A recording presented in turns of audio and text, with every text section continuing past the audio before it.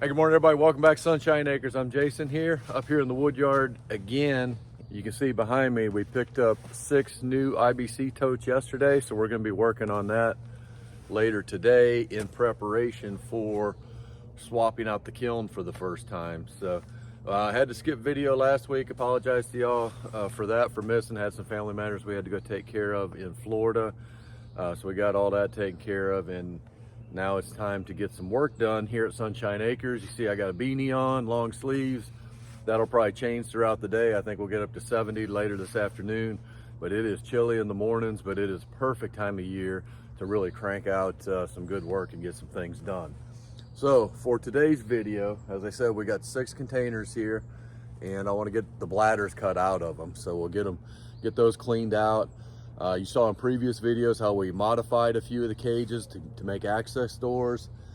For today, I don't think we're going to do any of that. What we are going to get into is, you saw this summer we cut up some pecan, Mr. Cole and I, and that stack has since fallen over, and it's time to get that dried and put in the kiln. So at least 2 of these containers I think I'm going to be able to fill with a pecan. And then we've also got a container of cedar, and one that may go to charcoal, or we may get a 3rd basket of pecan in these guys. So not quite sure how all that's going to shake out, but that's today's goal. Get the IBC totes cleaned out, get the pecan put in them, maybe top off a little cedar, and then tomorrow we are finishing our first kiln load, which we have, you saw us put hickory blanks, white oak blanks, and hickory smoking chunks in there as well. So we've got those 3 items coming out, and I'll show you the moisture content and how those guys look, and then reload. Now later in the week, I think we've got our final apparatus to put in the kiln, and that's going to be our moisture metering system. So that should be coming in, the sensors and the manifold for that. I want to do a separate video on that if we can. But yeah, we're going to get to work, get these containers stripped out. Glad y'all are here.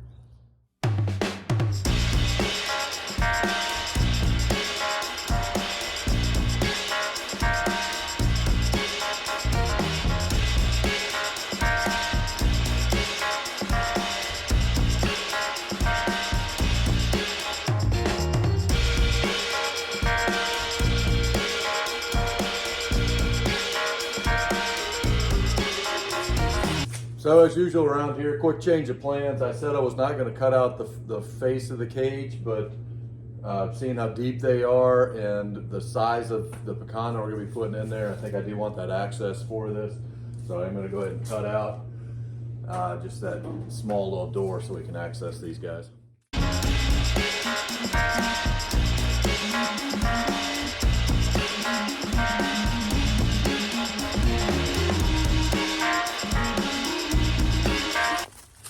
All right, so we got fueled up, ready to fill up these bins here. I always underestimate the volume. I remember when Cole and I were filling up the hickory baskets a few months ago, we thought we'd have like a half or 2/3 of one bin, and it ended up being like 2 bins. So I'm hoping I get 3 out of this, but we'll see. The other thing, I'm not gonna pack it very tightly in there because I want to get as much airflow as I can. We're kind of going on faith now. We'll see when the first loads of hickory come out of the kiln. I don't know for sure that they are dried all the way to the center yet. So until we get in there and process them and verify that, we're just not gonna know. But I am gonna stack this probably as loose as I can, just to encourage as much airflow when we do put it in the kiln. So come along, we're gonna get started.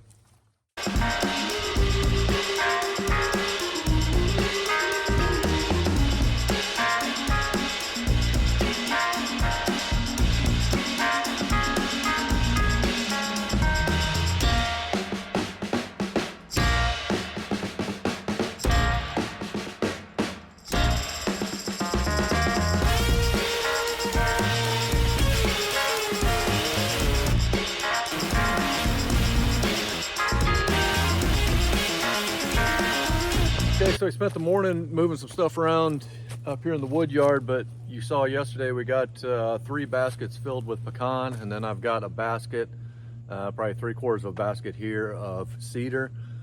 Probably don't need to put the cedar in the kiln except for a bug kill, but it's gonna eat up space in there so we don't have to baffle it off. So we're gonna go ahead and do that. But before that we can load, this will be our second load going in the kiln. Before we can do that, we need to pull everything out of the kiln and check the moisture. And then I don't know if you saw a couple videos ago, but when I was loading the first load in there, I bumped the container with the skid steer and moved it probably about that much, and it's off the rockers. I'll show you a video of that where it's off right now, but get that squared away, pulled back out, level it back up, put some blocks behind it in the building, so if I do hit it again, it's not going to shove it into the building or off of the jack stands or anything like that. So we'll just kind of strengthen the kiln up and get that stuff out of here. We're going to move that down to the barn off the first load for now, and be able to start processing that and get this second load in there. But come on. So as I was saying, I didn't show a video clip just a second ago, but you can see how that cracked that dunnage there, and then I slid it this corner in, which in turn has both of these jacks at an angle, and you see how tight that is against the building. So I want to slide the whole thing out probably 4 inches and get a block in right there and on the other side. All right, so this is kind of the moment of truth here, and we ran the bug kill here just for the last couple days, so we've been at 160 degrees. Humidity's just a touch over 20%. It got down below 20 multiple times as you go to the graph, and you see it going up and down. I've already tested it the other day as far as all three materials that we have in here. Everything was below 10%, most of it is at 8. So we're gonna shut this guy down and see what we got.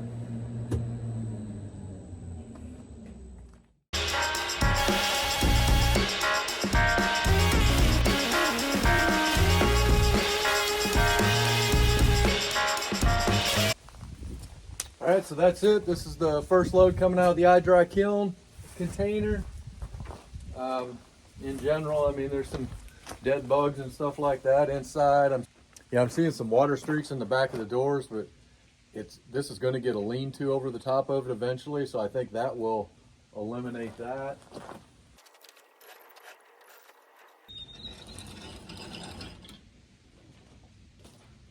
Yeah, we still need to adjust a couple of the rope on that side of the baffle, but other than that, that's working fine. So like we said, in this pile here, we've got from this row up is hickory and down is oak. This entire pile is white oak. We got 2 baskets of hickory chunks and then some hickory blanks on top of that as well. So I'm gonna get all the hickory blanks separated and then just start moving all this product down to the barn for further processing. But yeah, it's pretty exciting, it's cool.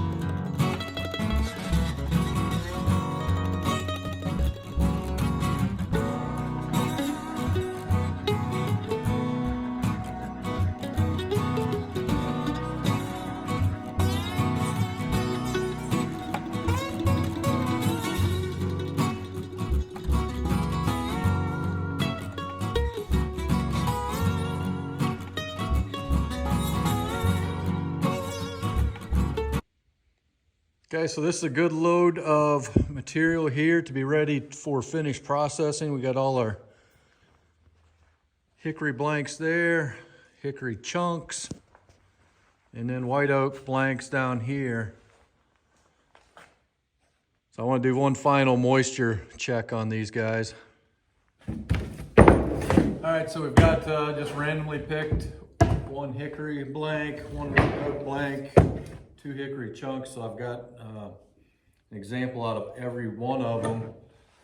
Just checking surface on these guys. 6'8", 6'7", 6'5", 6'4". Push it in. We're 6'7".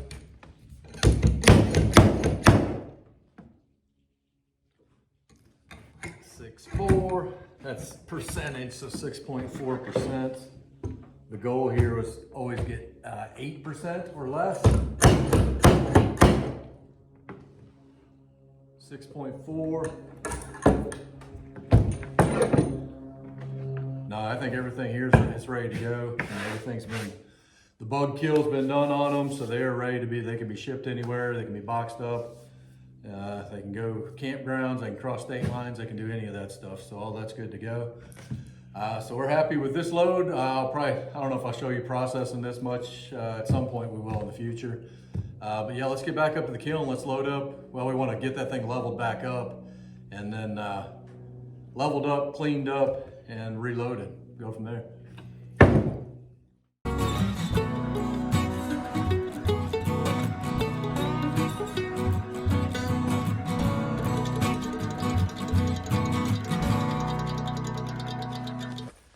All right, so that is it. We got load number 2 in the kiln. You saw we had down in the barn, we had all the white oak and hickory that we were processing. For the most part, this is baskets of pecan. And then we've got the 1 basket of cedar on the end. I'm kind of anxious to see how the cedar goes. You really probably don't need to kiln dry that other than the bug kill, but it's available to me and it fills a spot in the kiln. So I'm gonna do it and kind of see how it goes. But the pecan, I'm really excited for that. I expect this may take a little longer than the last load. You can see some of these pieces are a lot bigger, so I'm not going to test the moisture on them just yet. We did get the moisture meter system from Delmhorst. I can't pronounce that, but got that in hand. I'm actually going to install that tomorrow. That'll be a separate video and kind of go through the nuances of that. But what it basically, in a nutshell, I have 4 different stations that I can check anytime without having to open the kiln up during the drying process. Pretty slick, but also very basic in nature of how it's designed, so I like that. No screens, no mechanical stuff, just a wire and plug it in. So that's pretty cool. I'm happy with this. I hope y'all enjoyed seeing this, learned a little something. Please leave a comment, hit subscribe, tell your mama, tell your friends, and we'll catch you on the next one. Thanks for being here.